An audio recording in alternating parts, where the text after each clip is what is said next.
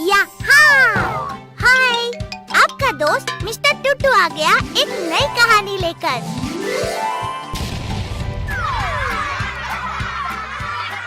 माधोपुर गांव में शिवानी नाम की एक औरत रहा करती थी। उसका पति बहुत ज्यादा शराब पीता था और इसीलिए वो अपने बच्चों के साथ दूसरे गांव में बस गई थी। वो चाय बेचकर अपना गुजारा कर रही थी। ले लो चाय, ताजा ताजा, सबसे बढ़िया चाय। अरे ये चाय वाली, जरा यहाँ तो आओ, मुझे तो एक कप।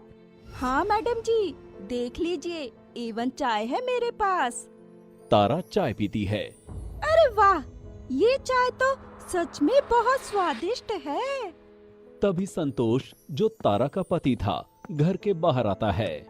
अरे मैंने तो इस चाय वाली को पहले कभी नहीं देखा। लगता है गांव में नई आई है। देखने में तो बड़ी सुंदर लग रही है। अरे ओ चाय वाली, एक कप चाय जरा स्पेशल मुझे भी दे। बाबूजी अभी लीजिए। वाह, ये चाय तो बहुत ही लाजवाब है। बड़ा जादू है तेरे हाथों में। और संतोष शिवानी का हाथ पकड़ लेता है। ये क्या कर रहे हो? संतोष मन में सोचते हुए, अरे मैं तो भूल ही गया, तारा तो यहीं खड़ी है। अरे मुझसे गलती हो गई, मैं तो इसके हाथ की चाय पी के तारीफ कर रहा था और मुझसे इसका हाथ पकड़ में आ गया। माफ करना चाय वाली। संतोष वहां से चला जाता है। संतोष अपने दोस्तों के पास जाता है। अरे संतोष, मुंह लटका के क्यों बैठा है? क्या हुआ मेरे भाई, कुछ तो बता। हाँ भाई संतोष, ऐसा उदास मत बैठ, बता क्या हुआ। आज तो पार्टी करने का मन भी है। मैं पार्टी नहीं मना सकता भाइयों, क्योंकि मेरे मन में वो चाय वाली बस गई है। मैं उसे हासिल करना चाहता हूँ। अरे कौन सी चाय वाली? और अचानक से तुझे चाय बेचने वालों में कैसे दिलचस्पी आने लगी? अरे तूने उस चाय वाली को देखा नहीं है। गजब की औरत है वो, बहुत सुंदर दिखती है। अरे छोड़ ना उस चाय वाली को, कितनी सुंदर लड़कियां शहर में हैं। चल मेरे साथ कल शहर। रुक, कल जब वो आएगी तो तू खुद ही देख लेना। तेरा भी मन उसके लिए ना ललचाए तो कहना। माँ, कल मेरा जन्मदिन है, मुझे बड़ा वाला खिलौना चाहिए और इस बार मुझे कोई बहाना नहीं सुनना। हाँ हाँ, भैया का जन्मदिन है कल, हम दोनों के लिए तुम नए कपड़े लेकर आना और भैया के लिए खिलौना भी। ठीक है, कल तुझे जन्मदिन का तोहफा जरूर मिलेगा। अब आज तो सो जा। शिवानी मन में सोचती है कि कल मेरे बेटे का जन्मदिन है, इसीलिए मुझे कल जल्दी और ज्यादा चाय बेचनी होगी। ज्यादा पैसे आ जाएंगे तो मैं अपने बच्चे के लिए ज्यादा खिलौने भी लेकर आऊंगी। सुबह होती है और शिवानी सुबह जल्दी ही मुंह हाथ धोकर चाय बेचने के लिए निकल जाती है। संतोष, तरुण और वीरेंद्र चौपाल पर बैठे हुए थे और सुबह सुबह उन्होंने जब शिवानी को देखा तो देखते ही रह गए।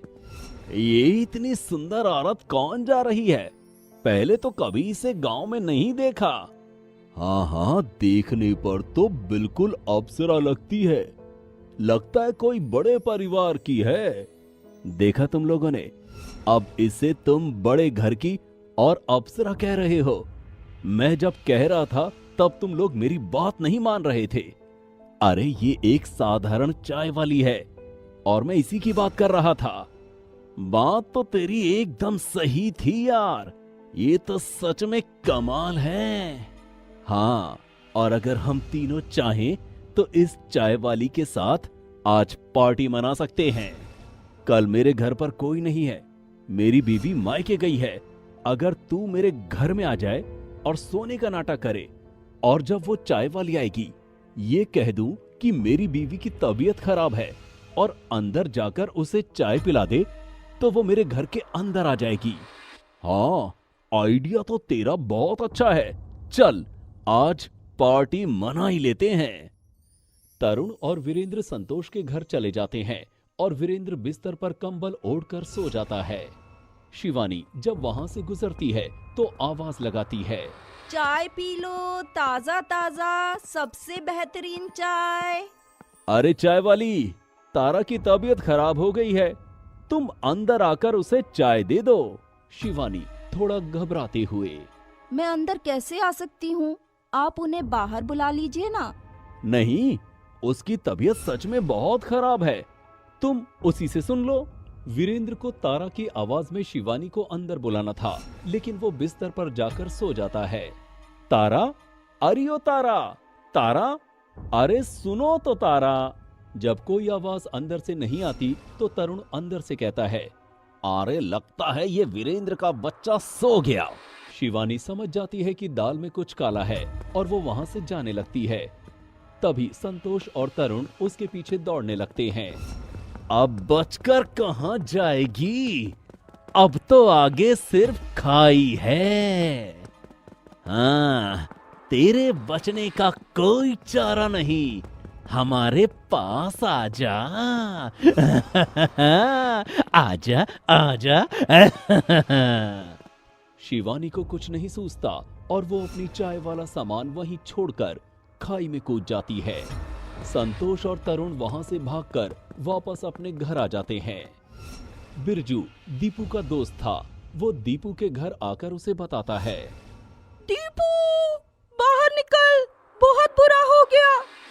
क्या हुआ? तेरी माँ खाई में गिर गई और मर गई। सोमू और दीपू दोनों रोने लगते हैं। तभी शिवानी वहां आ जाती है। कौन कह रहा है कि मैं मर गई? बिरजू शिवानी को देखता है और डर के मारे भागने लगता है। भागो, भूत! सोमू अपनी मम्मी को देखता है और लिपट जाता है।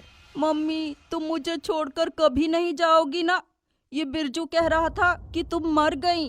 क्या तुम खाई में गिर गई थी? नहीं मेरे बेटे, मैं तुझे छोड़कर कभी नहीं जाऊंगी। मरे मेरे दुश्मन, ये देख, मैं तेरे लिए कितने सुंदर खिलौने और कपड़े लेकर आई हूँ। दीपू और सोमू कपड़े देखकर खुश हो जाते हैं। रात के समय जब दोनों बच्चे सो जाते हैं, तब शिवानी चुड़ैल के रूप में आती है और कहती है, जो लोग मेरी मौत के जिम्मेदार हैं, मैं उन्हें जिंदा नहीं छोड़ूंगी। और वो गायब हो जाती है। वीरेंद्र संतोष के घर से बाहर निकलता है। कितनी अच्छी नींद आई थी यार। वो बाहर निकलकर देखता है संतोष और तरुण बाहर बैठे हुए हैं और शिवानी की ही बात कर रहे हैं। अरे भाई माफ करना, मेरी जरा आंख लग गई थी। क्या हुआ फिर उस शिवानी का? अरे बेवकूफ, तेरे चक्कर में किसी को कुछ नहीं मिला। निकल जा मेरे घर से और मुझे अपनी शक्ल मत दिखाना कभी। संतोष वीरेंद्र को एक थप्पड़ मारकर उसे भगा देता है। वीरेंद्र अपने घर जा रहा होता है। रात में तभी उसे पीछे से कोई आवाज देता है। कौन है? देख संतोष, अगर तू माफी मांगने आया है तो मैं पहले ही कह देता हूं, मैं तुझे माफ नहीं करने वाला। तुम लोगों को शिवानी नहीं मिली, इसमें मेरी कोई गलती नहीं है। गलती तो तेरी है, बहुत बड़ी गलती है, और इसीलिए तुझे सजा भी मिलेगी। शिवानी उसे हवा में उठा देती है और उसे भी खाई में फेंक देती है और वीरेंद्र की मौत हो जाती है। सुबह संतोष उठता है और उसकी पत्नी तारा घर आ जाती है। अरे आ गई तुम, मुझे तुम्हारी कितनी याद आ रही थी। अच्छा, बहुत याद आ रही थी क्या? अच्छा वो सब छोड़ो, तुम्हें पता है वीरेंद्र भैया को कल किसी ने खाई में फेंक दिया। अरे उसे खाई में नहीं फेंका, कल यहाँ से पिट कर गया था, इसीलिए शर्म के मारे उसने खुदकुशी कर ली होगी। पिट कर गया था, लेकिन किसने पीटा था उन्हें? और ऐसा क्या हो गया जो सीधी खुदकुशी कर ली? वो मैं नहीं जानता, मतलब हुआ होगा कुछ, मुझे नहीं पता। हटाओ ना उस बात को। तभी तारा को पीछे से आवाज आती है। चाय पी लो, ताजा ताजा चाय। अरे शिवानी, बड़े ही ठीक समय पर आई हो। सुबह सुबह तेरी हाथ की चाय पीने से सारा दिन अच्छा चला जाता है। संतोष शिवानी को देखता है और कांपने लगता है। तुम क्या हुआ? आप शिवानी को देखकर चौंक क्यों गए?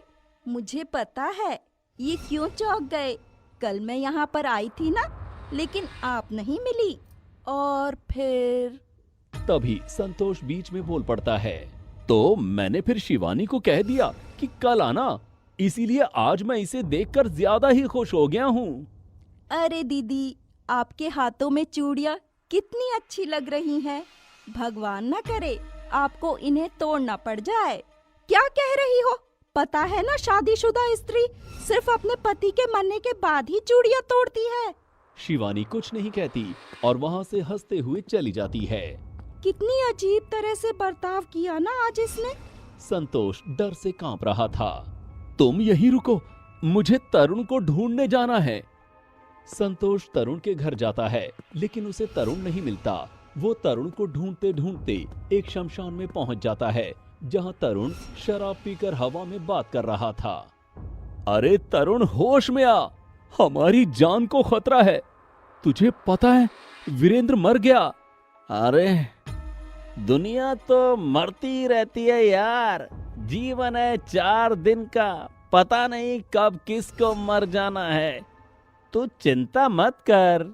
अरे यहाँ पहले ही मैं इतना डरा हुआ हूँ और तू पीकर बकवास कर रहा है, और तुझे भी शमशान ही मिला था शराब पीने के लिए, कोई अच्छी जगह नहीं बैठ सकता था।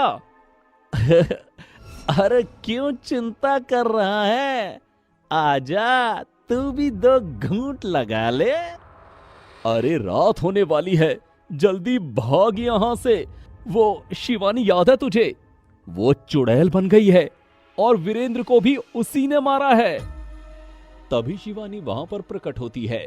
वो एक भयानक चुड़ैल बन चुकी थी। मैं तुम दोनों को जिंदा नहीं छोड़ूंगी। मत छोड़ो मुझे, आकर पकड़ लो, अपने सीने से लगा लो। अरे बेवकूफ, वो चुड़ैल है। देखा, ये मुझसे अब भी कितना प्यार करता है। शिवानी एक ही झटके में तरुण की गर्दन काट देती है। संतोष भागता हुआ अपने घर तक पहुंच जाता है। बचाओ तारा, मुझे बचाओ, मुझे बचाओ। तारा बाहर निकलती है और संतोष को और शिवानी को देखती है। सोमू और दीपू भी वहीं खेल रहे होते हैं। शिवानी तारा को सारी बात बता देती है। तारा रोते हुए, तुम्हारे साथ इतना बुरा हुआ बहन, ठीक है तुम अपना बदला ले लो, इस राक्षस को जीने का कोई अधिकार नहीं। शिवानी एक ही बार में संतोष की गर्दन धड़ से अलग कर देती है। तारा बहन, मेरा बदला पूरा हुआ। मैं चाहती हूँ कि तुम मेरे बच्चों की देखभाल करो। सोमू और दीपू से आखिरी बार गले मिलकर चुड़ैल गायब हो जाती है। ओह, मैं तो बताना भूल ही गया। ये कहानी आपको अच्छी लगी तो वीडियो को लाइक, कमेंट और शेयर कर दो। अच्छा, फिर आऊँगा एक नई कहानी के साथ।